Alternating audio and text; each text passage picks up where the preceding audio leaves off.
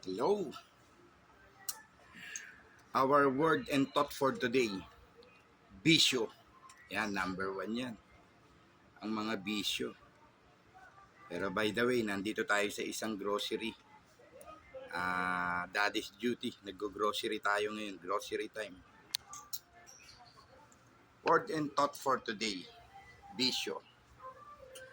Alam nyo ba na ang mga mister na hindi mahilig magbisyo, ang mga mister na walang bisyo, ay isang kayamanan, napakahalagang bagay na maipagmamalaki at hindi matutungbasan para sa ating mga misis. Ano itong nilagay mo dito? Ayan. Ang mga mister na walang bisyo o hindi mahilig sa bisyo ay isang kayamanan na hindi matutumbasan para sa ating mga misis.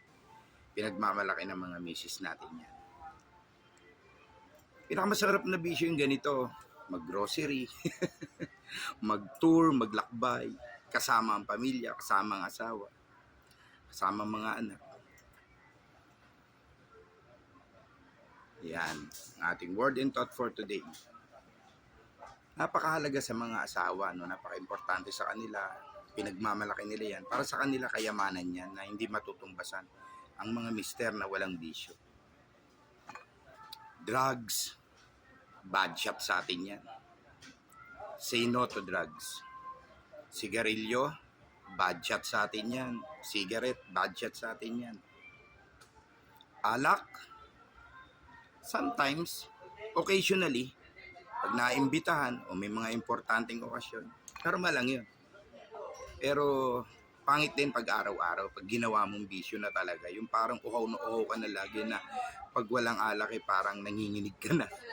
Parang hindi mo kayang hindi uminom ng 1 linggo, 2 araw, yung mga ganon.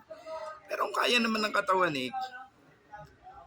pero ang unang titirahin niya ang katawan natin, kalusugan natin. Sabi nga, kung mahal mo pamilya mo, iingatan mo kalusugan mo. Mas matagal mo silang makakasama, mas matagal mo silang mababantayan, mas matagal mo silang maiingatan. 'Di ba? So, babae, pambababae. Budget din sa atin yan.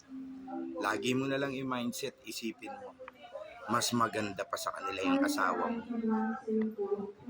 Yan.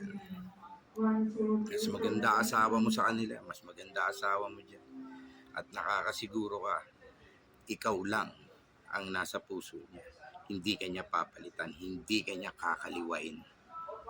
Yan ang mindset mo. Habang buhay, magkasakit ka man, sa oras ng kagipitan, nandyan pa rin yan.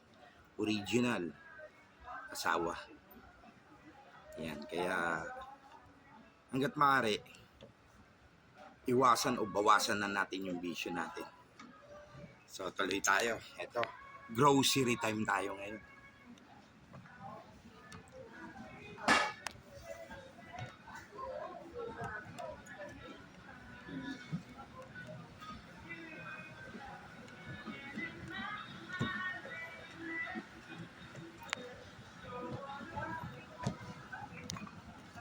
Siguro, diretso na ako sa counter, puno na tong cart ko.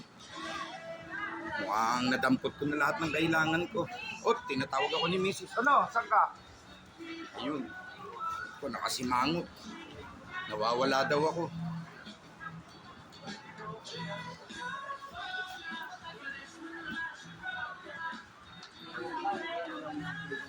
Sige mo, maliwanag ko. Tanong mo sa kanila. Tanong mo sa kanila. Ano mas maliwanag? Hindi, okay na yan. Sure ka dito? Sabi nga ni Kuya Willie, mapapang-watch lang. That naman to, diba? Tanong mo nga, hindi tayo Let nakakatabi. yun Oo nga, hindi lahat ng LED malinaw.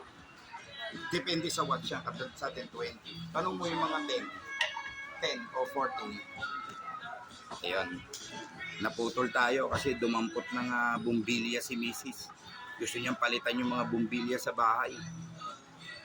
Nadidiliman na raw siya dun sa kwarto. So, kasi ang bumbilya, pag tumatagal, na-expire din. Talagang dumidilim na. Huwag mo na hintayin mapundi pa.